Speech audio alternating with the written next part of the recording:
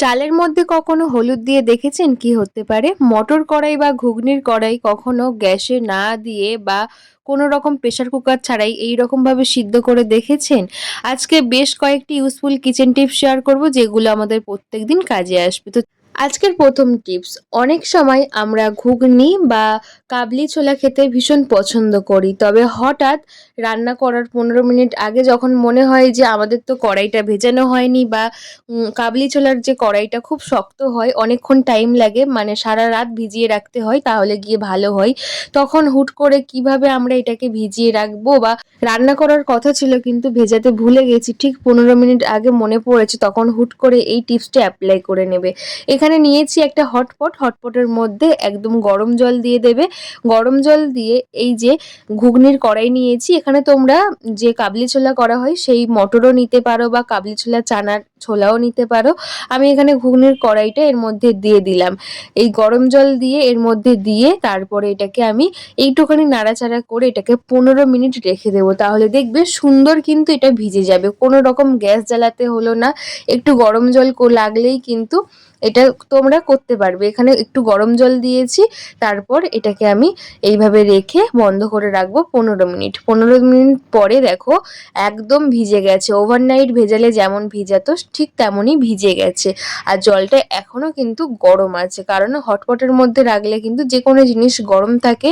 তাই খুব সহজে তাড়াতাড়ির মধ্যেও তোমরা কাজটা অবশ্যই করে নিও। দেখবে সেকেন্ডের মধ্যে কাবলি ছোলাটা বা এই যে ঘুগনির কড়াইটা একদম সিদ্ধ বা এইরকম ভিজে যাবে। ভেজাতে ভুলে গেলে সারারাত হয়তো সকালবেলায় রান্না টিফিন করার জন্য মনে পড়লো বা রাতে ভেজাতে ভুলে গেছো, টিপসটা অ্যাপ্লাই করে দেখো। আশা করবো খুব ভালো লাগবে। কেমন লাগলো জানিও। চলে আসলাম পরবর্তী আইডিয়াতে। আমরা অনেকেই আছি শাড়ির সাথে বা ড্রেসের সাথে ম্যাচিং কানের দুল প্রত্যেকেই পরি, বিশেষ করে মেয়েরা এত পছন্দ করি, কিন্তু অনেকেরই কানে শ্যুট করে না। দেখা যায় কানের মধ্যে মানে ঘা হয়ে গেছে, রক্ত বেরিয়ে গেছে অনেকক্ষণ এই কানের দুল পরে থাকলে, কেনা কানের, তখন এত ব্যথা হয়। তাই কিন্তু পরক্ষণে আমরা আর পরি না, আমাদের যে সোনার কানের আছে সেটা পরি, কেনা কানের আর পরতে পারি না। তাই কানের দুল পরার আগে অবশ্যই পেঁয়াজের মধ্যে এইভাবে তোমরা কানের দুলটাকে রেখে দেবে। তাহলে দেখবে কোনো রকম ব্যথা হবে না। যে পুঁজ হতো, রক্ত বেরোতো, ফুলে যেত, ব্যথা হতো, সেইটা আর হবে না। তোমরা চাইলে রসুনের মধ্যেও রাখতে পারো, পেঁয়াজের মধ্যেও রাখতে পারো। আশা করবো টিপসটা অনেক বেশি কাজে দেবে। পেঁয়াজের রসটা এটা কিন্তু অ্যাবজর্ব করে নেবে, তার কারণে কিন্তু কোনো রকম কোনো কানের মধ্যে কোনো ব্যথা যন্ত্রণা হবে না। কেমন লাগলো ছোট্ট আইডিয়া কমেন্ট করে জানাবে। ভালো লাগলে একটা লাইক করে পাশে থাকবে। চলে আসবো পরবর্তী আইডিয়াতে। বন্ধুরা, এই বর্ষাকালে এত সমস্যা হয়, মানে যে লবণ আছে লবণ ভিজে যাচ্ছে বা বিস্কিটগুলো নরম হয়ে যাচ্ছে। বিশেষ করে ছোট বাচ্চা থাকলে তারা তো আর খুলে খায়, কিন্তু মুখটা ভালো করে আঁটে না। তাই কিন্তু দেখা যায় বিস্কিটগুলো সহজেই নরম হয়ে যায়। এইরকম নরম হয়ে গেলে কি হবে, বিস্কিটগুলো পরক্ষণ আর খেতে ভালো লাগে না।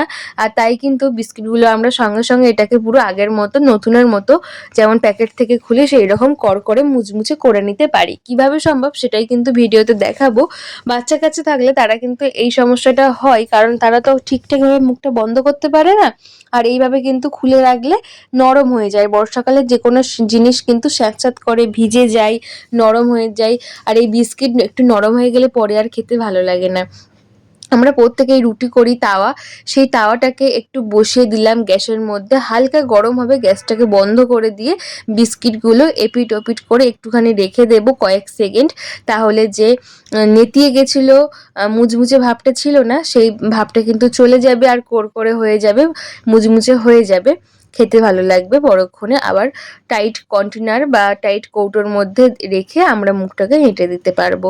তো দেখো এক সাইড আমি দিয়েছি, আবার কিন্তু কিছুক্ষণ পরে এটাকে উল্টো সাইড করে আমি দেব, দিয়ে এটাকে আমি একটা কন্টেনারের মধ্যে ভরে নেব।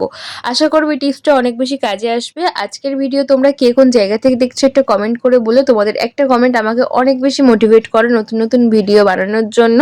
আজকের ভিডিওতে তোমরা নতুন বন্ধু হলে, আমার ভিডিও উপকারী বলে একটু মনে হলে অবশ্যই একটা সাবস্ক্রাইব করে দিও আর পাশে থাকা বেল আইকনটা প্রেস করে দিও, যাতে নতুন নতুন ভিডিও আসলে সবার আগে তোমাদের কাছে পৌঁছায়। আচ্ছা, কখনো কি চালের মধ্যে হলুদ দিয়ে দেখেছো কি হতে পারে?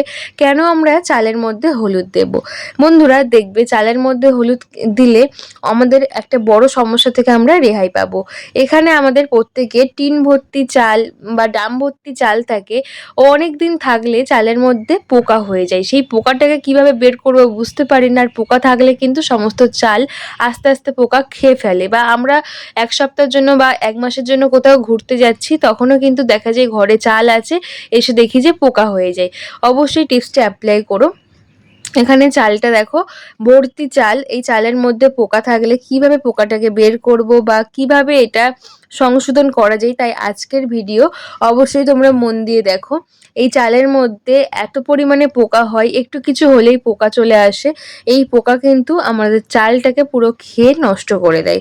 তাই অবশ্যই তোমরা একটা বাটির মধ্যে একটু হলুদ নেবে, বাটির মধ্যে একটু হলুদ নেবে, নিয়ে এর মধ্যে দিয়ে দেবে ভিনিগার। ভিনিগার আমাদের সবার বাড়িতেই থাকে, আর ভিনিগার এত পরিমাণে স্ট্রং গন্ধ আর হলুদের সঙ্গে মেশালে পাওয়ারফুল একটা তৈরি হবে, তাই কিন্তু যে পোকা আছে সেই পোকা কিন্তু সহজেই বেরিয়ে যাবে। তোমরা চাইলে এর মধ্যে আরেকটু ভিনিগার দিতে পারো, আমি আরেকটু ভিনিগার দিয়ে দিচ্ছি। ভিনিগারের স্ট্রং গন্ধের কারণে খুব সহজে পোকাগুলো চাল থেকে বেরিয়ে আসবে। 1 বস্তা 2 বস্তা চাল থাকুক, যেসব চালে দেখবে পোকা হয়েছে, ঠিক এইভাবেই কিন্তু তোমরা পোকাটাকে দূর করতে পারবে। শুধু চাল না, ঘরে যদি অনেক গম থাকে বা আটা থাকে, পোকা লেগে গেছে, কিভাবে পোকাটাকে দূর করবে, সবে সবে লাগছে বা অনেকদিন ধরে পোকা লেগে আছে, এইভাবে টিপসটা অ্যাপ্লাই করে দেবে। আমি আরও একটু ভিনিগার দিয়ে দিলাম, দিয়ে এটাকে কিভাবে রাখতে হবে চালের মধ্যে ওটাও তোমাদেরকে দেখিয়ে দেবো। তো বন্ধুরা, আজকের পুরো ভিডিও ভালো লাগলে অবশ্যই লাইক কমেন্ট শেয়ার করে আমার পাশে থাকবে, আর বন্ধুদের কাছে প্রচুর শেয়ার করে দেবে, যাতে প্রত্যেকটা বন্ধুর আজকের ভিডিওগুলো একটু হলেও কাজে আসে। এখানে চালের মধ্যে তোমরা এইভাবে বসিয়ে দেবে, দিয়ে যে ঢাকনাটা ছিল সেই ঢাকনাটা আধাভাবে তোমরা কিন্তু দেবে, পুরোটা দেবে না। এই আধাভাবে দিলে কি হবে, খুব সহজে চাল থেকে যে পোকাগুলো ছিল সঙ্গে সঙ্গে বেরিয়ে আসবে ভিনিগার হলুদের স্ট্রং গন্ধের কারণে। তো দেখো, আমি আধাভাবে এইভাবে রেখেছি, কয়েক সেকেন্ড এইভাবে রাখবে বা একদিন ওভারনাইট এইভাবে রেখে দেবে, পরের দিন গিয়ে দেখবে একটাও পোকা থাকবে। ফেসবুক থেকে দেখলে পেজটা ফলো করে দিও, ইউটিউব থেকে দেখলে একটা সাবস্ক্রাইব করে দিও। টাটা।